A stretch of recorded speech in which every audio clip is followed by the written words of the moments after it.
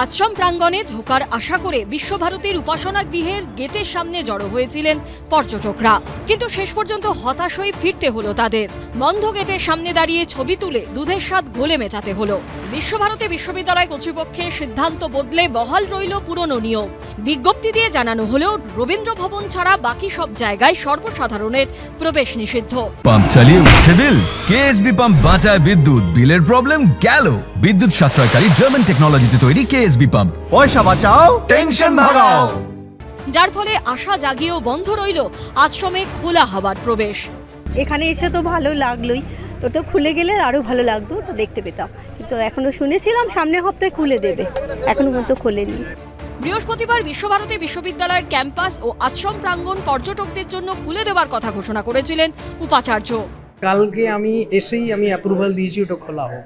এটা open campus, it has no boundary, because রবীন্দ্রনাথের হয়েছিল ফ্রি ন্যাচারাল কন্ডিশনে এডুকেশন হবে।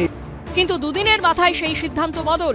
বিশ্বভারতীর নাম ওয়ার্ল্ড হেরিটেজের জায়গায় থাকার যুক্তি দেখিয়ে বিজ্ঞপ্তি দিয়ে বিশ্ববিদ্যালয় কর্তৃপক্ষ জানিয়ে দিল রবীন্দ্র ভবন ছাড়া বাকি কোনো জায়গায় ঢুকতে পারবে না সাধারণ মানুষ। ভবিষ্যতে বিশ্বভারতী প্রাঙ্গণ সর্বসাধারণের জন্য খুলে দেওয়া যায় কিনা তা নিয়ে পরে সিদ্ধান্ত নেওয়া হতে পারে বলেও উল্লেখ করা হয়েছে নির্দেশনামায়। আমরা রয়েছি উপাসনা গৃহের সামনে। ঠিক দুদিন আগেই বিশ্বভারতীর নতুন উপাচার্য তিনি জানিয়েছিলেন যে আশ্রম প্রাঙ্গণ এবং বিশ্বভারতী বিশ্ববিদ্যালয় প্রাঙ্গণ খুলে দেওয়া হচ্ছে সাধারণ মানুষ এবং পর্যটকদের জন্য। কিন্তু ঠিক দুদিনের মাথায় সেই সিদ্ধান্তের পরিবর্তন করলো বিশ্বভারতী কর্তৃপক্ষ। রবীন্দ্রনাথের শিক্ষা চর্চার যে উন্মুক্ত পরিবেশে হয় সেটা পর্যটকরাও দেখুক, দেখে শিখুক, তার একটা প্রভাব তাদের মনের মধ্যেও পড়ুক, এটা সকলেই চায়। একটু নিয়ন্ত্রিতভাবে সময়টা দেখে যদি এটা করা যেত তাহলে খুবই ভালো হতো। আমি আশাবাদী একজন এখানকার শান্তিনিকেতনবাসী হিসাবে আগামী দিনে শান্তিনিকেতনে যেটা আমরা আম্রকুঞ্জ, বকুলবীথি, শালবীথি, আমাদের গৌর প্রাঙ্গণ, যেগুলো আমরা দেখার জন্য সবসময় আমরা আশা করে থাকি, কিন্তু এতদিন ধরে পর্যটকরা সেটা দেখার সুযোগ পাননি, আগামী দিনে অবশ্যই পাবেন। কিন্তু 48 ঘন্টার মধ্যেই কেন এই ঠিকবাজি? সিদ্ধান্ত বদলের পেছনে কি অন্য কোনো রহস্য রয়েছে?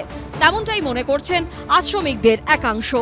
বিশ্বভারতীর দীর্ঘদিন ধরে এমন একটা অচলায়তন অবস্থার সৃষ্টি হয়েছে যা বিশ্বভারতী প্রেমী লোক, যারা রবীন্দ্রপ্রেমী মানুষ, তাদের কাছে এটা কাম্য একেবারেই না। কিন্তু একদিন দুদিনের মাথায় 380 ডিগ্রি টার্ন ব্যাক করে তিনি সেটাকে উইথড্র করে নিচ্ছেন। এটার মধ্যে তো নিশ্চয়ই ডাল মে কুচ কালা হ্যায়।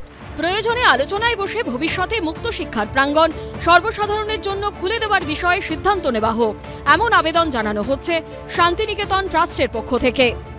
এইগুলো আলোচনা সাপেক্ষে খোলা যেতে পারে। বিদ্যালয় বন্ধ হওয়ার পরে তারপরে মানুষ যেত, এইটা আলোচনা করে করতে হবে। শান্তিনিকেতন দেখতেই তো মানুষ আসছেন। করোনাকালে 6 বছর আগে তৎকালীন উপাচার্য বিদ্যুৎ চক্রবর্তীর আমলে বিশ্বভারতী বিশ্ববিদ্যালয়ের ক্যাম্পাস ও আশ্রম প্রাঙ্গণে সাধারণের প্রবেশ নিষিদ্ধ করা হয়, ছাড় দেওয়া হয় শুধু রবীন্দ্র ভবনকে। বর্তমানে উপাচার্য প্রবীর কুমার ঘোষের আমলে পরিস্থিতি বদলানোর আশা জাগলেও দুদিনের মাথাতে পুরনো নিয়মই ফিরল ইউনেস্কো লিভিং ওয়ার্ল্ড হেরিটেজ সাইটে। ভাস্কর মুখোপাধ্যায়ের রিপোর্ট, এবিপি আনন্দ, বীরভূম।